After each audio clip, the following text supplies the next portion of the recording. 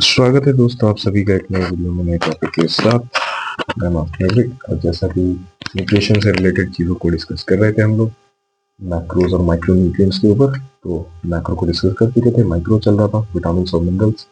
और विटामिन के जितने भी अलग अलग पार्ट्स थे, दो पहले इसके बन चुके थे और ये आखिरी है, इसमें पूरा खत्म हो जाएगा। इसके बाद एक और टॉपिक है, उसको थ्योरेटिकल जो भी है उसका प्रैक्टिकलिटी पे आएंगे, चिंता मत करिए। थ्योरेटिकल जो भी है उसमें कुछ कैलकुलेशन करके बताना है, उसके बाद ये पूरा खत्म हो जाएगा। ठीक है, तो विटामिन सी बचा हुआ था और बाकी जो मिनरल्स हैं वो बचे थे, तो उसको आगे डिस्कस करते हैं कि कौन कौन से फूड सोर्सेज हैं जिनसे आपका वो यह हो सकता है। ठीक है, दो लोगों को दिक्कत यही होती है कि उन्हें पता नहीं क्या क्या शरीर के लिए जरूरी है और क्या क्या किस किस चीजों से मिलेगा।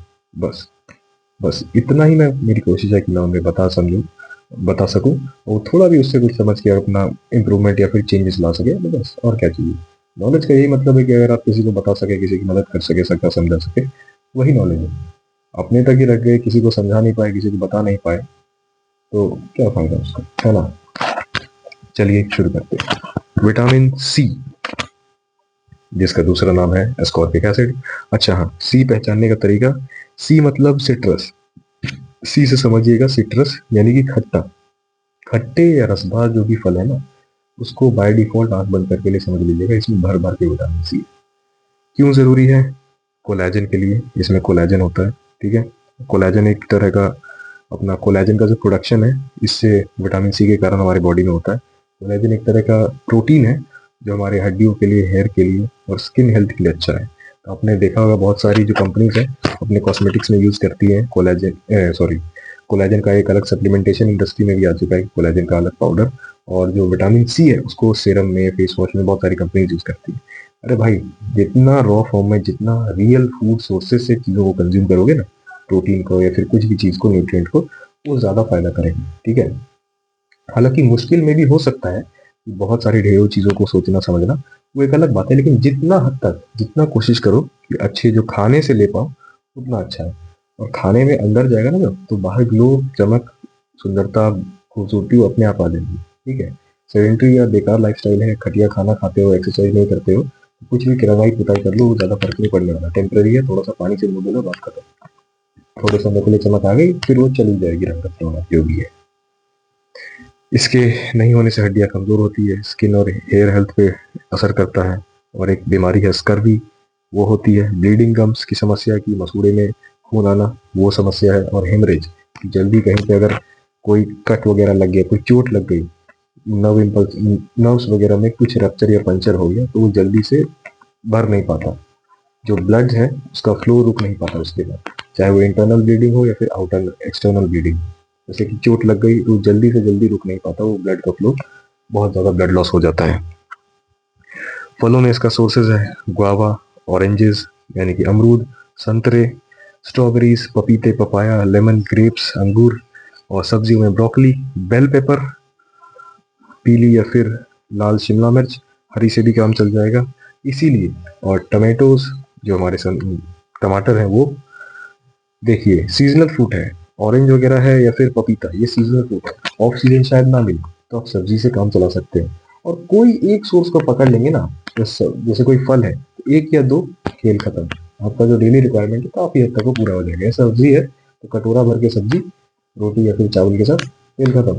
दैट्स इट, उतना ही रिक्वायरमेंट है। ठीक है, तो अगर आपको फल अवेलेबल नहीं हो तो आप सब्जी से काम चला सकते हैं। इसीलिए मल्टीपल सोर्सेज देना जरूरी होता है, क्योंकि तीन चीजें जरूरी है। अवेलेबिलिटी उस सामान की, वो आपकी लोकेलिटी में आपके पास पास मिलता हो नहीं हो, एग्जॉटिक सी चीज बता दो जो मिलता ही नहीं। अफोर्डेबिलिटी, मिलता तो है लेकिन एक्सपेंसिव ज्यादा है कि आप ले ही नहीं सके। या फिर सूटेबिलिटी, कि दोनों चीजें हैं, अफोर्डेबल है, अवेलेबल भी है, लेकिन आपको पसंद नहीं है या फिर आपको सूट नहीं कर रहा। इसीलिए मल्टीपल सोर्सेज इन सब चीजों को बताना बड़ा जरूरी होता है। अब चलते हैं मिनरल्स की तरफ। विटामिन खत्म, और मिनरल्स। कैल्शियम हड्डियों के लिए और बोन्स के लिए, दांतों के लिए जरूरी है। ब्लड की क्लॉटिंग के लिए जरूरी है, कि जल्दी से अगर कोई चोट लगे तो जल्दी से जल्दी ब्लड क्लॉट होना चाहिए। सेल के सिग्नल और नर्व ट्रांसमिशन के लिए, सेल का सिग्नल जैसे कि सेल से जो भी मैसेज पहुंचाना है, या फिर कुछ भी सेंसेशन फील होना, जैसे यहाँ चोट लग गई, तो वो मेरे को ब्रेन रिसेप्टर्स में जाके वो मैसेज देगा, सिग्नल देगा कि हाँ यहाँ चोट लगी, तो मेरे को दर्द का एहसास होगा। या फिर ब्रेन से सिग्नल मिलना दूसरी जगहों पे, जैसे कि मेरे तरफ कुछ ऑब्जेक्ट आ रहा है, तो मैं जैसे बॉल है अगर आ रही है तो मैं कैच करूंगा या फिर अपने आपको बचाने के लिए डॉज करूंगा, सिर झुकाऊंगा या फिर ऐसे हाथ लाऊंगा, तो वो सिग्नल के लिए, उसके लिए कैल्शियम जरूरी है न्यूरो ट्रांसमिशन के लिए।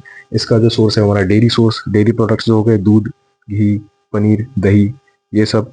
घी को हटा दीजिए, वो थोड़ा सा ज़्यादा फैट आ जाता है उसमें। तो अपना जो दूध, दही और अपना पनीर हो गया वो। और वेजिटेरियन दूसरे में जाते हैं तो हमारा कैश्यू, काजू, डेट्स, अखरोट और छुआड़े वो। सोडियम मसल कॉन्ट्रैक्शन के लिए और नर्व इम्पल्स के लिए ज़रूरी है हमारा। टेबल सॉल्ट बेसिक सा बाय डिफॉल्ट सोर्स सोडियम का। और इन सब की ज़्यादा कमी होती भी नहीं लोगों को, उल्टा मेरे को लगता है ओवर ही कंज्यूम कर लेते हैं। ठीक है। और दो तीन चीज़ें आपको देखोगे वो आपको एक ही छोटी चीज़ से पूरा हो जाता है, जैसे सोडियम है, उसके बाद हम क्लोराइड पे चलेंगे, उसके बाद हम आयोडीन पे चलेंगे, वो आपको नमक से ही पूरा हो जाएगा। उसके बाद पोटेशियम ब्रेन हेल्थ के लिए ज़रूरी है, ब्रेन स्ट्रोक का कारण बनता है कमी, डेफिशिएंसी होना। और इरेगुलर हार्ट बीट्स, ये कभी कम कभी ज़्यादा हो जाना वो। इसका सोर्स है हमारा बनाना, स्वीट पोटैटो, एवोकाडो, डेट्स और बीट रूट। ठीक है। अब जिसके पास, वही मैंने बोला ना, सूटेबिलिटी, अवेलेबिलिटी, अफोर्डेबिलिटी। अब जिसके पास एवोकाडो ही नहीं है या फिर नहीं ले सकता, वो क्या करेगा? वो अपना पोटेशियम कैसे पूरा करेगा? केला खा सकता है वो। वही चीज़ होगी बताने का मतलब। क्लोराइड Na के साथ मिलके फ्लूइड को बैलेंस बना के रखता है बॉडी में, तरल पदार्थों का जो संयोजन संचलन है उसको बता के रखता है। और जो HCl है, डाइजेशन के लिए जो हमारे पेट में होता है, हाइड्रोक्लोरिक एसिड, जो कम या ज़्यादा हो जाए तो फिर हमारा एसिडिटी, ब्लोटिंग, गैस, ये सब आप फील करते हैं। क्लोराइड उसके लिए है।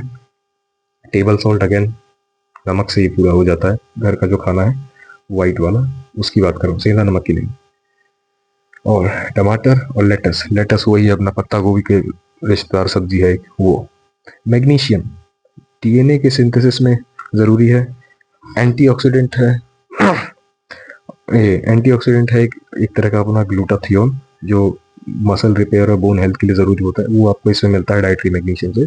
इसके सोर्सेज हैं हरी पत्तेदार सब्जियां, लेग्यूम्स, नट्स, सीड्स और ग्रेन्स। लेग्यूम्स दलहन और तिलहन वाली फसलें, उसी को शॉर्ट में लेग्यूम्स हम लिख लेते हैं। दलहन तिलहन में मतलब जितने प्रकार की दालें आती हैं वो। और दूसरी दलहन तिलहन में आ गई जैसे कि अपना सोयाबीन, छोला, चना, राजमा, किडनी बीन्स और अपना चिकपी, ये सब सब्जियां दलहन में आती हैं, लेग्यूम्स में, दलहन तिलहन वाली फसलों में। उसी को शॉर्ट में हम लोग लिख देते हैं।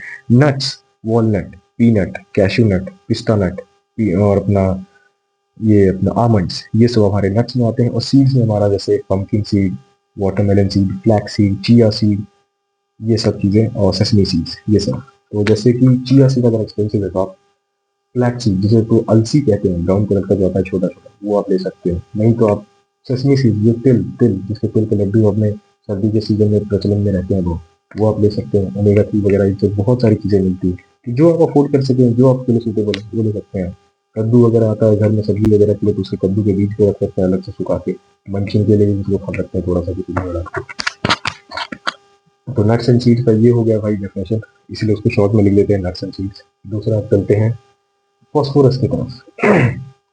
हड्डियों के लिए और दांत के लिए जरूरी है, जैसा हमने पढ़ा था पहले एक विटामिन के बारे में भी, कि कैल्सीफेरल के बारे में, कि फॉस्फोरस और कैल्शियम के लिए जरूर वो बाइंड करके काम करता है, उसके लिए जरूरी है।